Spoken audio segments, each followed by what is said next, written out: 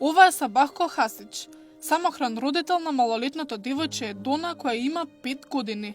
Солзите и тагата се секојдневие кај нив, а целата агонија започнала откако Сабахко се развело од неговата сопруга.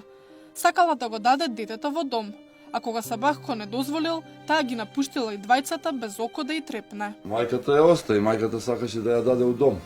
Со 7,5 месеци ме оценуваше. Чак и социјалните работници на нив има речено. Ја неќам да гледам дете, мене дете не ме интересира да го гледам, а таткото да шета по Европа. Не е баш лесно, но тоа е. Што да правам? Да ја оставам, не можам да ја оставам. Господ не дава деца за фрлање. Кај ќе одам? Отиди у социјално, вика Чичино село. Па таму кај 100 наркомани или кај 100 пијаници ли да однесам ја моје дете? Со такви луѓе ли да отиде моје дете на шоля или? Па нека земат они нивно нека однесат, јас сум бил кај нив. Они знаат мојот случај.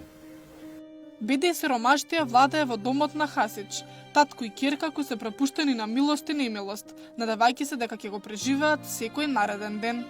Јас работам, искачам да соберам картони, шишиња, немам друго немам што да работам, оти малата ми е у градинка.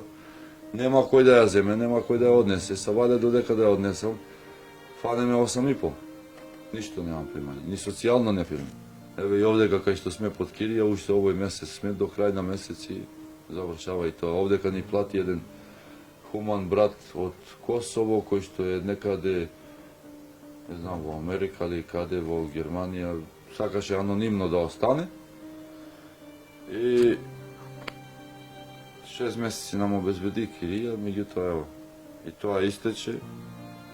Прашува само, а зашто не дојде мама? Ама тоа можда еднаш у година ќе пита. Оти она. Каков одговор може да дадеш? На дете од 5,5 години што можеш да кажеш? Ќе дојде сина. Може да има работа, ќе дојде. Што да ја кажам, со 5,5 година на што може да разбере? Ако незе како мајка не ја интересира, ја што да ја кажам? На видната глава, очи полни солзи, а стомакот празен. Тешко ми е таму да направам поселно. По-друго би било.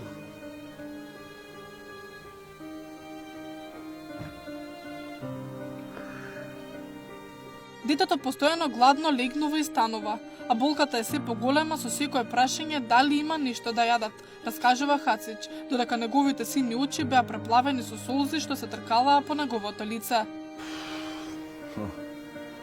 Да истворам кропче на глава.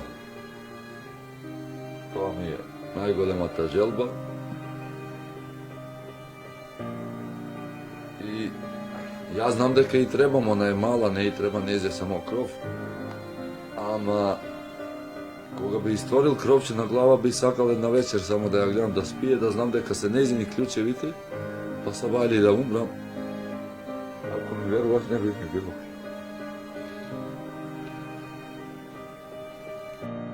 Тажна е судбината на овој самохран татко и неговата ќерка е Дона. Мола до надлежните институции и хуманите луѓе за помош. Се е добредојдено во овој мизерен дом. До тогаш тие остануваат во живот помеѓу 4 ѕидови, во трошната соба и со желби за подобри денови.